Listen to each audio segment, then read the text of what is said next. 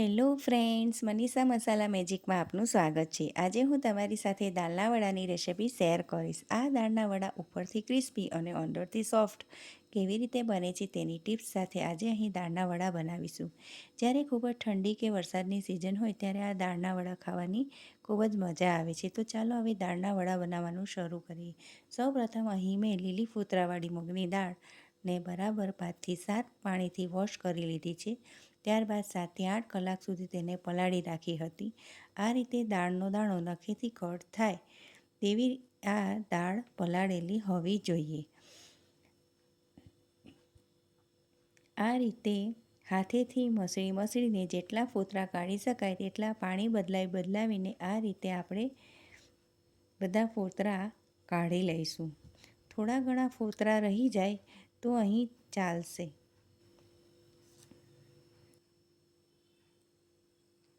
આ રીતને આપણી ફોતરા કાઢીને દાળ તૈયાર હોવી જોઈએ। ત્યારબાદ મિક્સર જારમાં આપણે આ દાળને ગ્રાઇન્ડ કરી લઈશું। અહીં દાળને અધકચરી વાટવાની છે, બહુ એકદમ ઝીણી વાટવાની નથી। આ રીતે આપણે બધી દાળને વાટી લઈશું।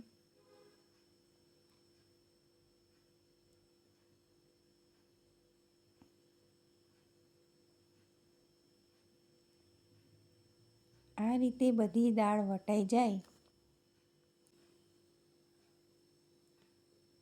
પછી તેમાં 200 ગ્રામ લીલી ઝીણી સુધારેલી ડુંગળી, એક નાનું બાઉલ જેટલું ઝીણી સુધારેલી લીલી મેથી, 8થી 10 નંગ જેટલું લીલું ઝીણું સુધારેલું લસણ, થોડી ઝીણી સુધારેલી કોથમરી, આદુને તીખા લીલા મરચાં અધકચરા વાટેલા ઉમેરીને બધું એકવાર બરાબર મિક્સ કરી લઈશું।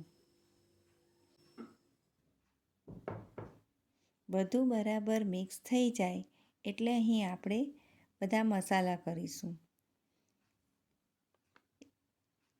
1 ચમચી લાલ મરચું પાવડર, અડધી ચમચી હળદર, અડધી ચમચી ધાણા જીરું પાવડર, સ્વાદ અનુસાર મીઠું ઉમેરીને બધું બરાબર મિક્સ કરી લઈશું। અહીં થોડા ક્રશ કરેલા આખા સૂકા ધાણા પણ તમે નાખી શકો છો। આ દાળના વડામાં ખારો કે ગરમ તેલ નાખવાની જરા પણ જરૂર નથી। ત્યારબાદ થોડું બેટર આપણે ટેસ્ટ કરી લેવું। જો અંદર કોઈ મસાલા કે મીઠું ઓછું લાગે તો અંદર ઉમેરી શકો છો। અહીં મને થોડું મીઠું ઓછું લાગ્યું હતું એટલે મેં અડધી ચમચી ઉમેર્યું છે। આ રીતનું આપણું બેટર વડા માટેનું હોવું જોઈએ। અહીં મેં પહેલેથી જ ગરમ કરવા તેલ રાખ્યું હતું, તેમાં થોડું આ વડાનું બેટર ઉમેરીને આ રીતે બબલ્સ થાય અને ઉપર આવે એટલે આ વડા તળવા માટેનું તેલ એકદમ તૈયાર છે। હવે અહીં ગેસની ફ્લેમ સ્લો જ રાખવાની છે અને તેલમાં આ રીતે નાના નાના વડા મૂકીશું। અહીં બહુ મોટા વડા પાડવાના નથી, કેમ કે તે વડા અંદરથી બરાબર તળાશે નહીં, કાચા રહી જશે। તેથી આ રીતે નાના નાના વડા જ આપણે તેલમાં પાડીશું। બધા વડા આ રીતે થઈ જાય એટલે જરાથી થોડી વારે આપણે તેને હલાવતા જઈશું। એ વાતનું અહીં ખાસ ધ્યાન રાખવાનું કે ગેસની ફ્લેમ સ્લો જ રાખવાની છે। જો હાઈ ગેસની ફ્લેમે આ વડા તળીશું તો ઉપરથી થઈ જશે પણ અંદરથી કાચા રહી જશે ને આ રીતે ગોલ્ડન બ્રાઉન કલરના વડા થાય એટલે આપણે તેને બહાર કાઢી લઈશું। તો આ વડા ગરમ ગરમ ખાવાની ખૂબ જ મજા આવે છે।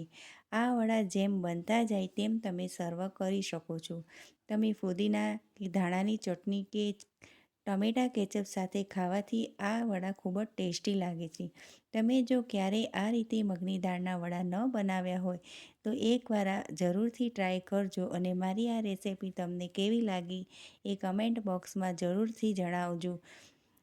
તો ફરી મળીએ આવી અવનવી રેસિપી સાથે। Thanks for watching.